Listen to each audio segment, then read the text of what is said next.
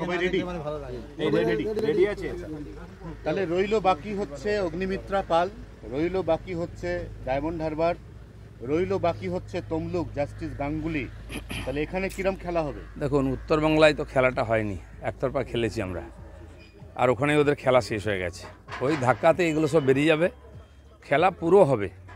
আমি নিজে দেখেছি সেন্ট্রাল ফোর্স যেভাবে ডিউটি করেছে, নড়তে দেয়নি কাউকে, বুথের মধ্যে একটা ভোট রিগিং করতে দেয়নি। অনেকে বলছেন ভোট কম হয়েছে, কেন হয়েছে তার কারণ ওটাই, ছাপ্পা ভোট পড়েনি। এবারে গুন্ডারা নড়তে পারেনি, বাড়ির থেকে বেরোতে পারেনি, যারা বেরিয়েছিল আমি ধাক্কা মেরে ঢুকিয়ে দিয়েছি। এবারে সাধারণ মানুষ যেভাবে সাহস করে বেরিয়ে এসে গণতন্ত্র রক্ষার জন্য ভোট দিয়েছেন, তাদেরকেও স্যালুট করতে হবে। নির্বাচন কমিশনার খুব সিরিয়াস ছিল, সেন্ট্রাল ফোর্স দেখা দেখি, পুলিশও অ্যাক্টিভ হয়েছে অনেক জায়গায়, কিন্তু তাদের জড়তা কাটতে দেরি লাগবে। এটাই হওয়া উচিত। এত পিসফুল, এত ভালো ভোটিং আমার মনে হয় ইদানিং হয়নি। প্রিয়াঙ্কা টিবরিওয়াল কালকে সন্দেশখালী গেছিলেন, একজন প্রতিবাদী তার সামনে মুখ খুলেছিলেন, তারপর তার মেয়েকে বাড়ি থেকে রাত্রের অন্ধকারে এক দুষ্কৃতী তুলে নিয়ে যাচ্ছিল, মেয়েটি চিৎকার করে, বাড়ির লোক ছুটে আসে, দুষ্কৃতী এলাকা ছাড়া হয়।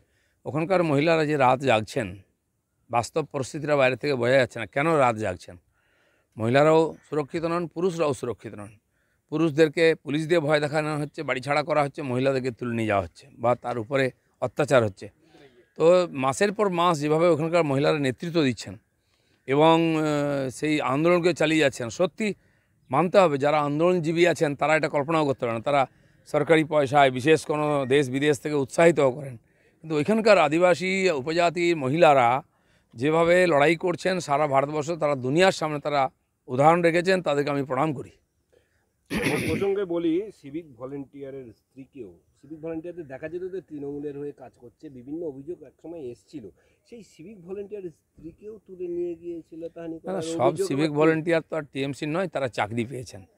1.5 লক্ষের বেশি সিভিক ভলেন্টিয়ার, তাতে অন্য মতের লোক আছেন, তারা অন্য মতাবলম্বী বা পলিটিক্যাল পার্টির সাপোর্টারও হতে পারেন। কিন্তু যাই হোক, একজন মহিলা, একজন নাগরিক, তার সুরক্ষা থাকবে না, তার সঙ্গে এরকম ব্যবহার করা হবে। তারপরে মমতা ব্যানার্জি বড় বড় কথা বলবেন, তারপরে অভিষেক ব্যানার্জি বড় বড় কথা বলবেন, ভিডিও বার করবেন পয়সা দিয়ে, এগুলো কি লোক বুঝতে পারছে না? সব পরিষ্কার হয়ে যাবে ইলেকশন থেকে, রেজাল্ট সব, আর তার উত্তর পেয়ে যাবেন। বনগাঁ, গাইঘাটা এইসব জায়গায় ভোটের আগেই গতকাল সিএ এর ভিত্তিতে প্রথম নাগরিকত্ব দেওয়া শুরু করে দিল কেন্দ্র। দিল্লিতে 14 জন বসবাসকারী, তাদেরকে শংসাপত্র কালকে দিয়ে দেওয়া হলো। এটা কি ভোটের চাল? দেখুন, সরকার কথা দিয়েছে, সরকার কাজ করেছে। সরকারি প্রশাসনের কাজ চলতেই থাকে সারা বছর, ভোট দেখে হয় না। তা সেই জন্য যে বিল এসেছে, তারপরে রুল পাস হয়েছে, তার প্রসেস শুরু হয়ে গেছে। আমার তো মনে হয় যারা পেয়েছেন পাকিস্তান থেকে আসা, যারা কী বলে উদ্বাস্তু, তারা পেয়েছেন। এবার বাংলাদেশ থেকে আরম্ভ করে আফগানিস্তান, সব জায়গার যারা উদ্বাস্তু তারা পাবেন। আর এই প্রসেস চলতে থাকবে। যারা আওয়াজ দিয়েছিলেন চলতে দেবো না, করতে দেবেন না, তাদেরকে দাঁড়িয়ে দাঁড়িয়ে দেখতে হবে। আজকে শুভেন্দুর গড়ে মুখ্যমন্ত্রী যাচ্ছেন, নিশ্চয়ই একটা সবার নজর রয়েছে, তো কি বলতে পারেন বলে? হ্যাঁ, জঙ্গলমহল গেছিলেন, বর্ধমানেও 18 দিন ছিলেন, তারপরে বুঝে গেছেন রেজাল্ট কী হবে। এখন খালি সময় কাটাচ্ছেন, কথাবার্তার আওয়াজ পাল্টে গেছে, সুর পাল্টে গেছে। আমি যেটা বলেছিলাম যে প্রথম নির্বাচন কমিশন, সেন্ট্রাল ফোর্স, শেষে ইভিএমকে দোষ দেওয়া হবে, দেখুন সেখানেই ঘুরে ফিরে গাড়ি চলে এসে, এর বাইরে কিছু করতে পারবেন না, দাঁড় করিয়ে হারাবো আমরা। পূর্বাঞ্চলে বিজেপি হাফ, দক্ষিণ ভারতে বিজেপি সাফ।